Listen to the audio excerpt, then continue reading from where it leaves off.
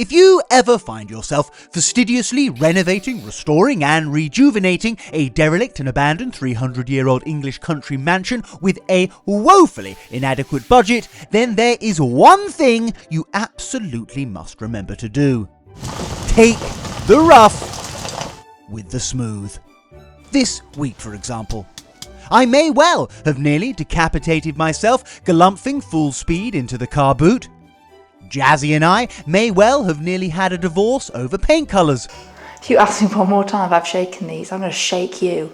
The local crows may well have decided that they are dead set on Duncombe House burning to the ground.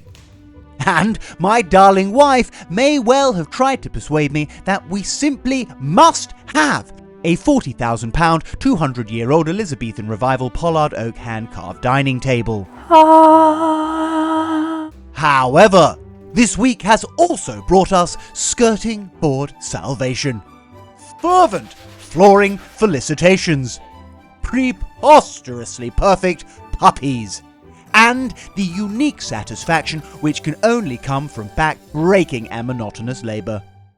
Willkommen, bienvenue, and welcome back to the English countryside, everyone. Now, I simply do not know at what point I wronged the local crows. Perhaps in a previous life I was a Eurasian goshawk and tried to eat them all. Perhaps they've taken umbrage to us bringing Dean to the party. Either way, they seem absolutely determined to burn the house down. I refuse to believe that their incessant blocking of our chimneys isn't personal. After all, we live in the middle of butt fudging nowhere, so the excuse that there aren't enough trees for them is frankly nonsensical. Unlike my darling wife, who is rather untrusting of birds, I think there actually is a bird in the chimney. I'm genuinely a huge fan. I named one of our puppies Peregrine, for crying out loud, but we simply cannot put the vindictive nesting habits of the local Corvus Coronae over the future safety of Duncombe House. Now, many of you may remember our not-so-little smoke problem. Well, to cut a long story short, we had to get the sitting room chimney professionally lined. To be honest, it cost a small fortune and I'm still not ready to talk about it, but what it does mean is that we can now have safe and carbon monoxide free fires in the house. Providing, of course, that the crows don't block the flues. How do we prevail in this battle of sticks, I hear you cry? The crows can fly, for goodness sake. Well, I have a plan. Now, before I serve up what turned out to be a particularly rough dish, let's just say that 2-minute job ended up taking me 2 full days. Let's have a little smooth, shall we? Good morning. We have driven down to London. We're in central London because we have come to collect something. Now, a couple of weeks ago, Jack ordered for my anniversary a antique that I had my eye on for a long time. I've been looking for them on eBay, in every antique shop I went to, and I couldn't find them, and he managed to source them for me for our anniversary. We were slightly enticed when they mentioned that they have a huge warehouse down here, so Jack was like, maybe we'll have a little look around. So who knows what we're going to end up coming out with. What we definitely don't need is any more antiques or stuff. After last week's episode, you see what I'm dealing with in terms of Jack becoming a hoarder. So this place is very dangerous for us to come down to this morning. Right now I can see Jack is already looking at something. I think it's a chandelier, so I better go out and stop him before he spends whatever money we have left. Regent Antiques in North London, ladies and gentlemen, is the Kipper's Knickers. Now, we frequent emporiums of antiquity rather a lot. Probably more than is considered healthy, to be totally honest, but this obsession means that we can almost immediately tell the difference between a tenner-penny tat shop and a bona fide bee's knees Aladdin's cave. Now, I will show you all the 199-year-old present which I bought for my darling wife for our anniversary in just a moment. But first, we need to do some exploration. The lights coming on really adds to the drama of the sales experience, doesn't it? Ooh, I love that lamp, Jack. That's really cool. I don't even know what these are, but I think we need them. Hang on a second. Take my money. But those are amazing.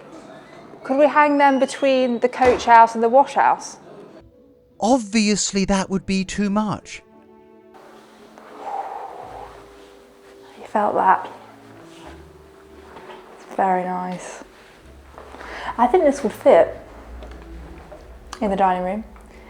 And think about Christmas, we're going to have 24, 26 people.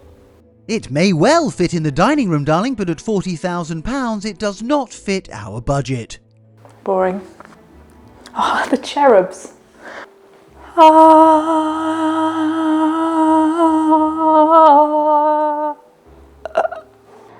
I am so happy places like this exist. We've just kind of been shown around by the owner's daughter. So the father started it 60 years ago. It's just absolutely great. I'm just walking around absolutely mouth open, and there's chandeliers that I'd like. Or this one, that would fit. That wouldn't even fit through the front door. There's huge tables, but I think I have lost my perspective a little bit. In a huge warehouse, you think, oh, that chandelier will look great in our hall, and then maybe you realise probably won't fit through the door. But this place is an absolute treasure trove. I am so happy that we've stumbled across it. Now, of course, if money was no object, we would likely have driven away with half the contents of this incredible shop. But we have 3 puppies to put through school, so we are going to be rather selective. Today, my friends, we need your votes, because there were 2 items in particular we were independently desperate for. Jazzy fell in love with this unique lamp/candelabra. Over-engineered and convoluted like all the best Victorian gimcrackery, she feels it belongs at Duncombe House. I, on the other hand, think that we would be barking mad not to purchase this decorative cannon for the garden. A splendid, almost sculptural piece of art, which, in my opinion, is cosmically preordained to adorn our orchard. Ladies and gentlemen, it's time for you to help us answer that age-old philosophical question: lamp or cannon? Oh yes, and on a quick side note, for those of you wondering how I envisage the garden once finished at Duncombe House, this is how I envisage us in the garden. 2 years ago, when we walked through the door of Duncombe House, it was wetter than an otter's pocket. Following the aforementioned biblical flood, the walls and ceilings were collapsing, and much of the original woodwork was rotten. Now, the sensible thing to do in this situation, of course, would have been to rip it all out and start again, but we have never professed to being sensible. Instead, we carefully removed the truly rotten segments of skirting and dado only where absolutely required to allow the building to breathe.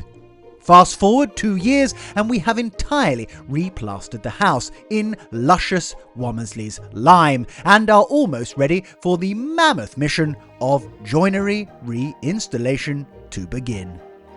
So today we are tasking ourselves with the tricky task of going through everything that we took off the walls originally when the house was soaking wet. Rewind 2 years ago, the walls were soaking wet, the plaster was coming off the wall and the dado rails were all hanging on by a thread, so we had to carefully remove them, label them up and put them away somewhere dry while we took all the old plaster off and redid all the walls. Now, I remember at the time it was my job to label them, and I think I was like, oh, I'll remember where this goes. So today we're going to see how well I labelled them. We're going to go back through and slowly work out what's missing, because some of it was just completely destroyed. It just fell apart in your hands because it was so wet. See how good my labelling is. Basically put this jigsaw of a house back together, started to add in some of the details that we saved. So yeah, wish us luck with this one.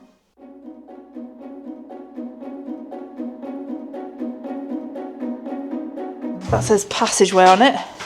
Okay, well, we're off to a good start then. This looks like main something corridor. Main something corridor. Slightly less clear. What about these ones, darling, which are completely devoid of any labelling? Whoops. I thought I'd remember. But they went with... With... the upstairs things. Oh, it's all fun and games. Where is the box of snippets? Snippets. Don't worry, ladies and gentlemen, I have absolutely no idea what a snicket is either. Is that in the coach house? No. Oh, it's my writing. Downstairs hallway opposite Stan. Stair. Hallway to front door, living room side. Hallway under the stairs. Main bathroom corridor. Hallway, weak, front door, weak. Weak? Do you mean right? No. Left? No, hallway. That says weak, doesn't it? W-E-A-K. It appears that it does, darling. What do you think you were trying to say? What was I trying to say? Outside of loo, downstairs. Nice. Oh, that's the corner, look. Snicket. Hallway to front door, dining room side. Miscellaneous. Oh, look at that. It's a beautiful piece. Snicket. Miscellaneous snicket. I'm sure you get the gist by now. Let's just say we had our work cut out for us. When facing a mammoth and seemingly insurmountable task, we find the absolute best thing to do is to simply start. So the first piece we tried was the skirting stringer top on the stairs. We almost immediately realised that leaving this job until after plastering was totally disastrous, because the depth and lengths of the walls had now obviously changed. So we gave the section a good clean, removed the old rusty nails, and began carefully cutting it down to length.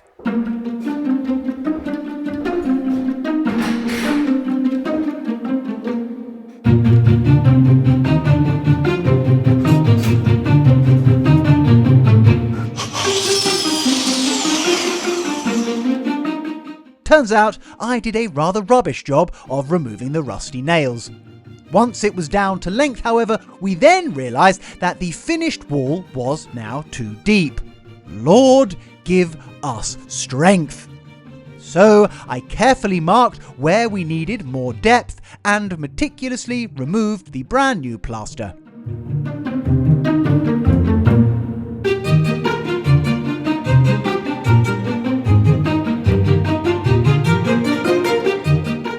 After plenty of jiggery-pokery, we eventually managed to slot this simple, straight section into place.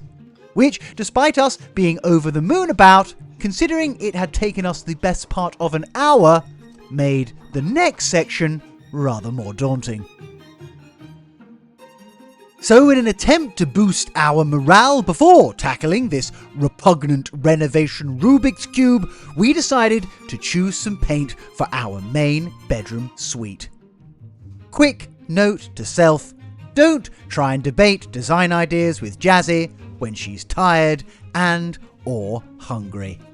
If you ask me one more time if I've shaken these, I'm going to shake you. Okay, so we are finally about to put some paint on the walls for the first time. I've ordered a bit of a selection from Fenwick and Tilbrook. They've sent about 8 different options. It's all the clay paint because obviously it needs to go onto the lime plaster, and we're in the dressing room at the moment because it has the best light. So we're going to give it a try on the chimney breast, see what colours we like the best. So I'm very excited to finally see some colour and some paint. Please let me know what you all think. Good luck, ladies and gentlemen, because when I let Jazzy know what I thought, it did not go well for me. As my darling wife quite rightly said, we are going to be using a Fenwick and Tilbrook clay paint in this part of the house. Clay paint, opposed to conventional emulsion, is breathable, making it the perfect companion for our specialist heritage lime plaster. First up, it's Scotch Mist, which, despite me managing to jettison all over myself, I think is rather lovely. It gives me Mrs. Bennet's drawing room vibes. Next, we have the delicate and feminine Smudge Wand, which again, I am rather fond of. A smudge wand, for those of you unsure, is a bundle of dried herbs. Next up, it's Seal Pup, which, for those of you naturally concerned, I am reliably informed contains 0% infant seal. Then we have the captivating Crackle Glaze. Hare's Tail, which I'm actually informed does contain the tails of infant hares. And lastly, but by no means least, actually, just quickly, I'm terribly sorry to be a bore, but before we do this last one, darling, are you sure that you're shaking these pots properly? If you ask me one more time if I've shaken these, I'm going to shake you. It's been a long day, and I've shaken the tester pots. Shake your own pot. I just want them to be right. I've shaken it. You watched me shake it. You stood there. I shook it. It is shooketh.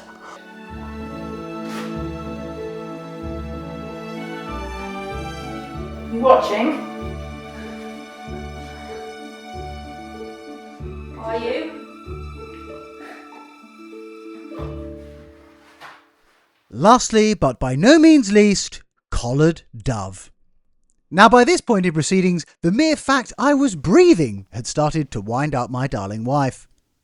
So yeah, I think in here, the idea like you have the coving. Sorry, darling. Carry on. So many decisions. Darling, don't take this the wrong way, but are you hungry, perhaps? Yes, I'm so hungry. I'm wasting away. Well, at least we got to the bottom of that then.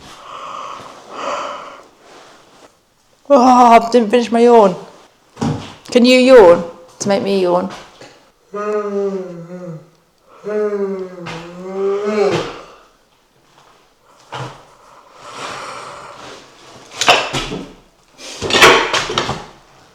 So, with the weather outside creating a perfect pathetic fallacy of the mood inside, we trotted off to find Jazzy a restorative cup of tea and biscuit.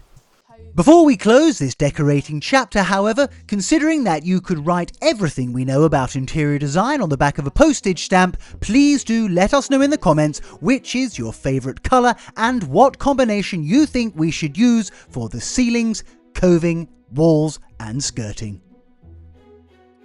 Before we step into a wonderful world of flooring, prancing puppies and dado rail purgatory, I suppose I should probably explain what I was doing climbing into the heavens with a chip frying basket on my head looking like a techno Dumbledore. These are, in fact, HETAS regulation open-type chimney cowls, designed specifically to A. Stop birds of all sizes and inclinations nesting in or around our chimneys, and B. To allow the maximum amount of free area for smoke to safely escape the chimney unrestricted. What I didn't know in this case was whether or not they were actually going to fit. I'll be totally honest with you. I ordered these off of the interweb at the very end of the day, and I frankly couldn't be bothered to climb up another ladder to measure them. Now, these specialist stainless cages aren't cheap, but they really are the mutt's nuts. All that was left to do was to see if I'd bought the correct size and not to fall to certain death whilst fitting them.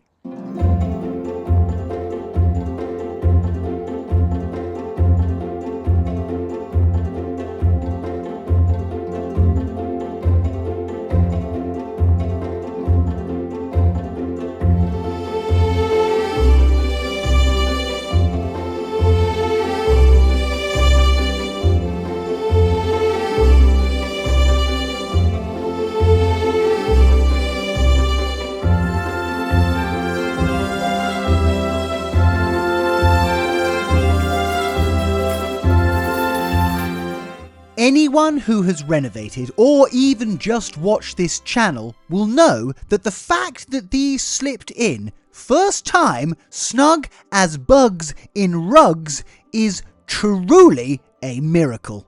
So before the universe decided to change its mind, I quickly whipped out my Leatherman and secured the pre-attached metal fastening strips.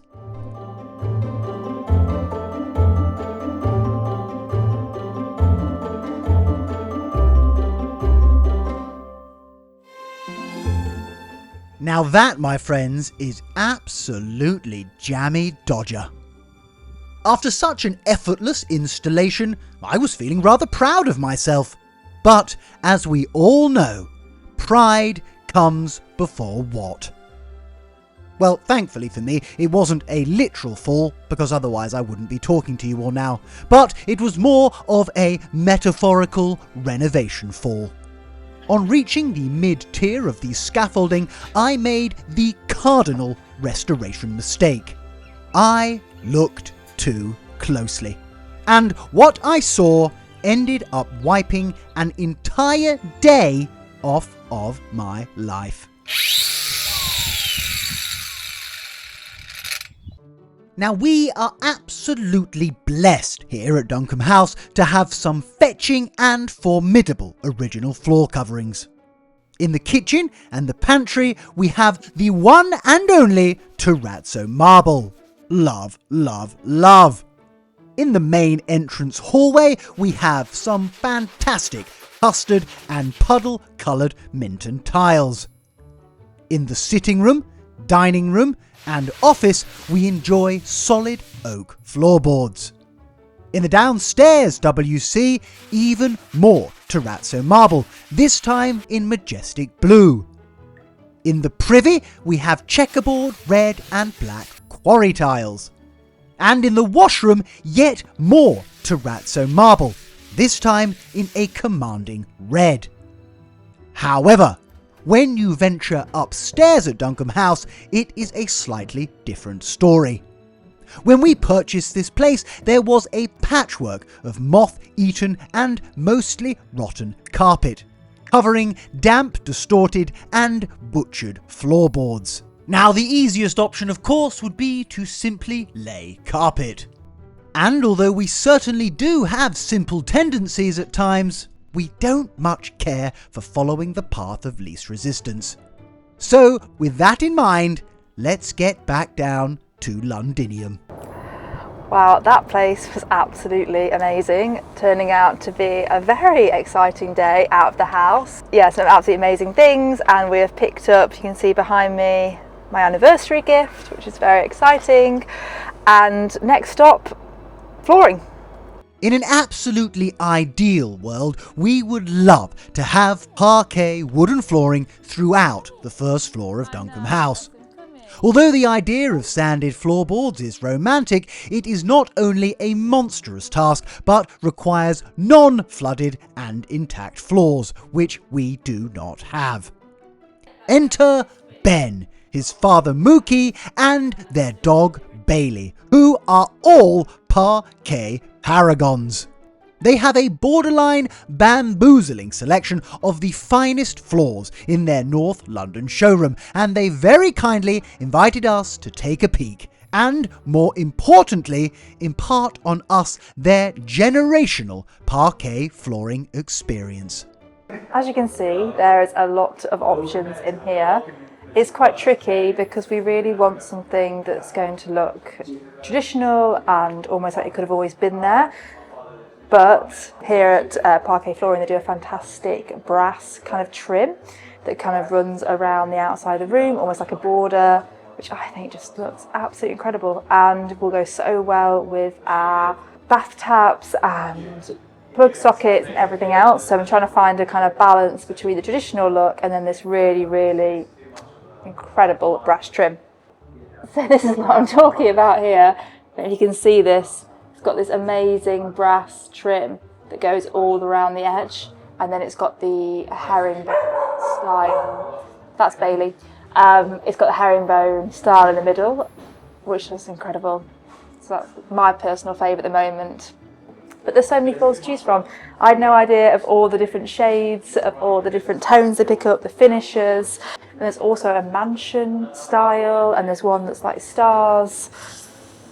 So I'm a bit overwhelmed with options at the moment. After a painful amount of prevarication on our part, Ben kindly suggested that we might be best looking for a floor which was the same tone and texture as the oak floors already in the Duncombe house reception rooms. Which sounded like sound reasoning, to be honest. So he packed us off with a selection of samples, including Jazzy's brass border trim, so that we could take them back to Duncombe House and have a look at them IRL.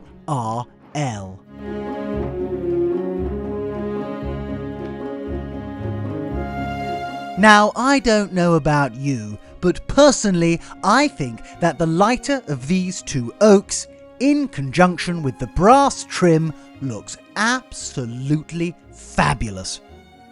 If anyone out there has any Parquet pearls of wisdom, however, please do impart them. We would love to know what you all think of this flooring concept. Now, it has absolutely nothing to do whatsoever with my faith in my darling wife's labelling skills. But in addition to her supposed cataloguing, I also, at the time, decided it would be prudent to take some photographs of the skirtings and dados in place. And let's be honest, thank goodness that I did. Eventually, after a significant amount of head scratching, we managed to clean up, de-nail and rehome each and every remaining piece of skirting and dado.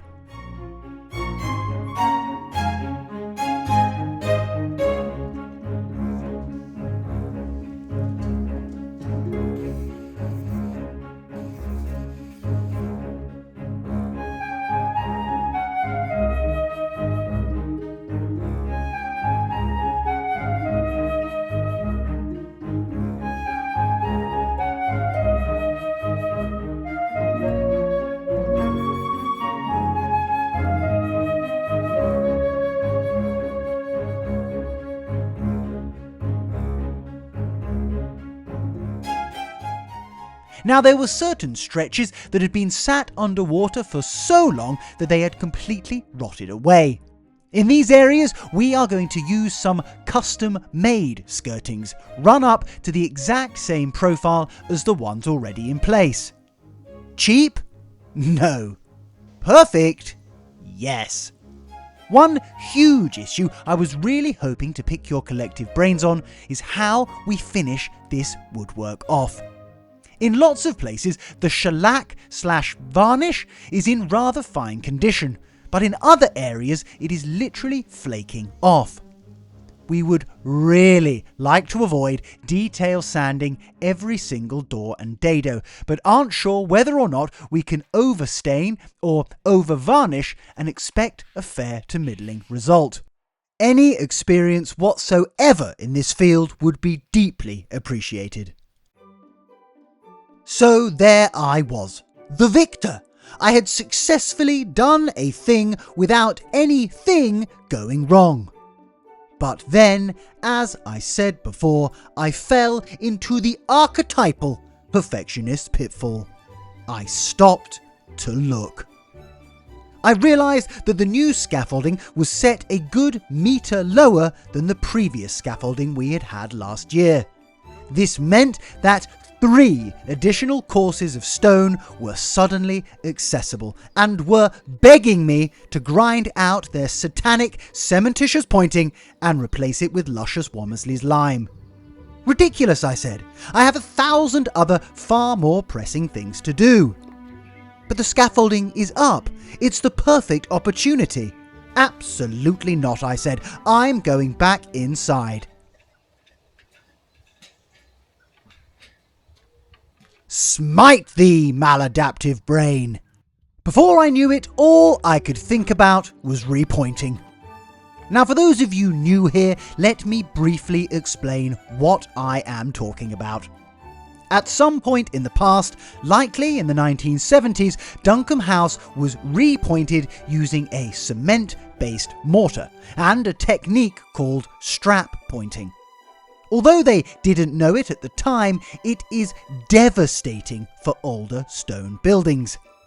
Basically, cement is harder and less breathable than stone, which leads to all sorts of internal damp issues and also a phenomenon called spalling, where the faces of the stones, well, essentially explode. For this reason, the entirety of Duncombe House is going to need repointing. We made a start last year, but this is no quick process and will be a job which we do bit by bit when time allows. So, with my tools loaded in the bucket, I tied my finest bowline and prepared myself to point.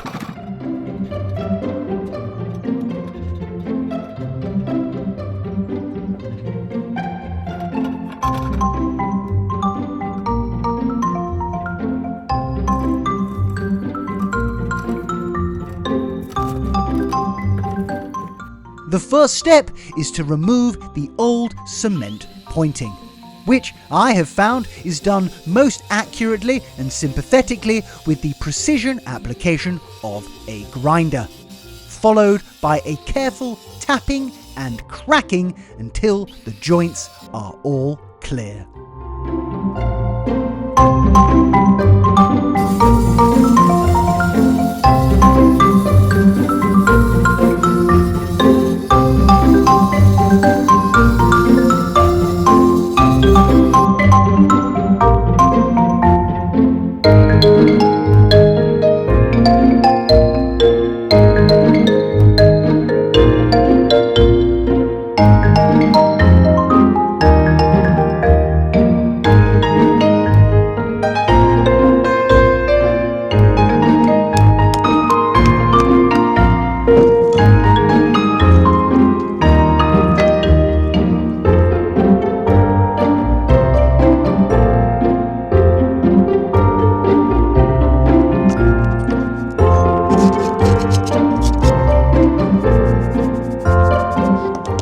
With the help of my trusty hammer and supported emotionally by copious helpings of Fleetwood Mac, I successfully cleared out all of the old mortar that I could reach. So I swept down for the day, packed down for the day, and headed inside to tell Jazzy the good news. Darling, at dawn we point.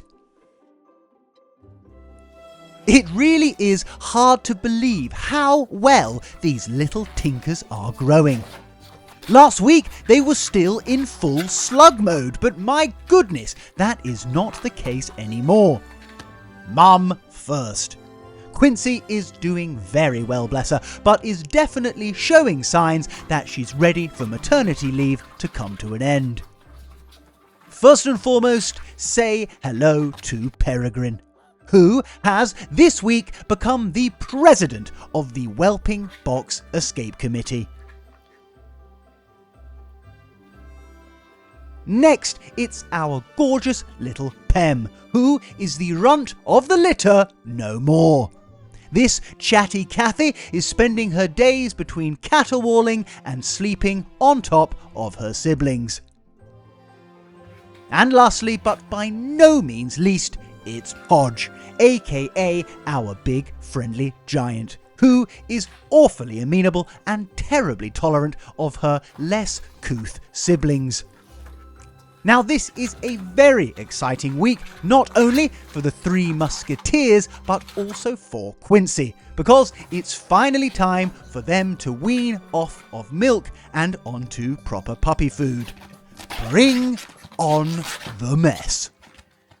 Good morning, happy Sunday from the house. We are here bright and early this morning because we are going to do some repointing of the stonework.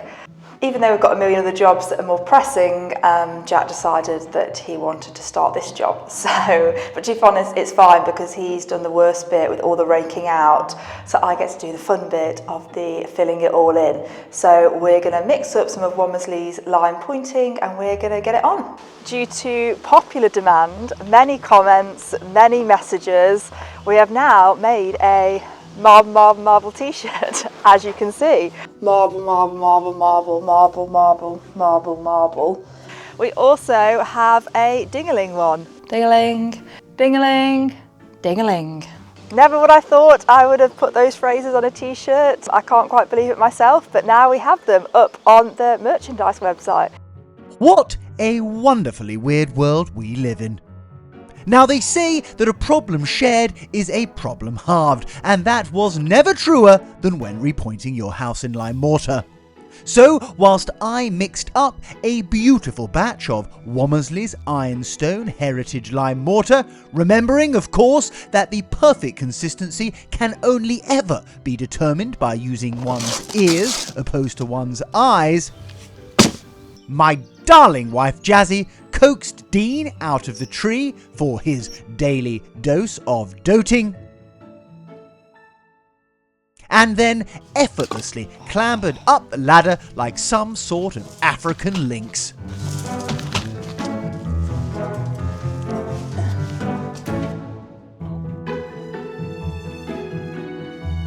A cheeky little clove hitch saw the hose safely away,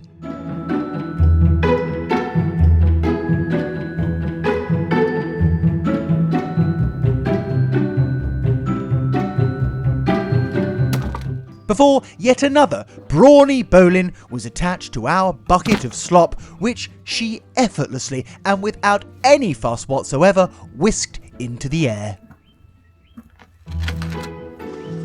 Oh God.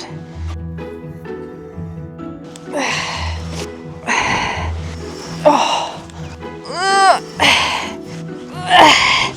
This is heavy. Oh. When lime pointing, it is key to remember that we want a slow dry. So, to stop all the moisture immediately being sucked out of the mortar by the stone, a jolly good soaking of the wall is essential. Every flipping time. Every time. I hate that hose. Then it's finally time to slap it on. Starting with the horizontal joints known in the trade as the beds,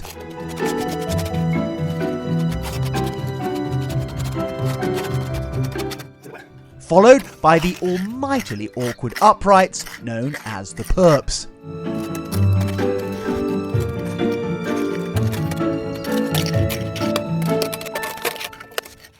Now, to be totally honest, this mix is slightly soupy, but this stuff is incredibly forgiving and will be absolutely fine.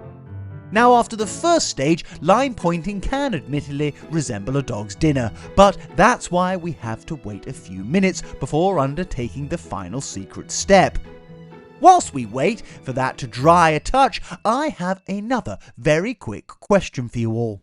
Last week, whilst the green thumb chaps were here, I found this perched on the gate to the driveway, and not one of us could work out what the devil it was. Is it an egg of some description? Perhaps it's simply a dehydrated ping pong ball. If anyone has any ideas whatsoever, please do let us know. So after giving it a few moments, it was time for the ultimate sandy satisfaction. A good old-fashioned whacking with the traditional churn brush, and our mortar lines went from sloppy to sublime.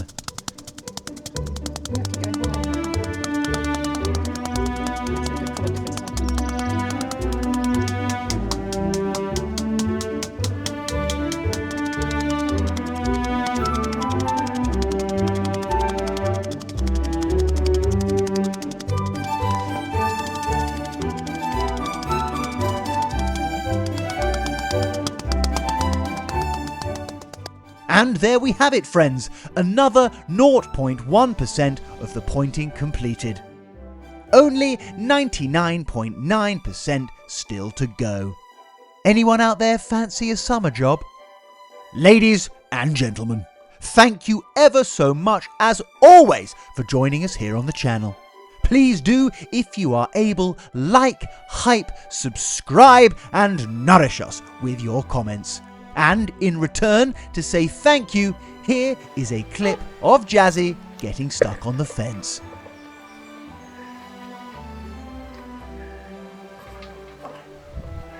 Embarrassing. Until next week, Dunkers, TTFN.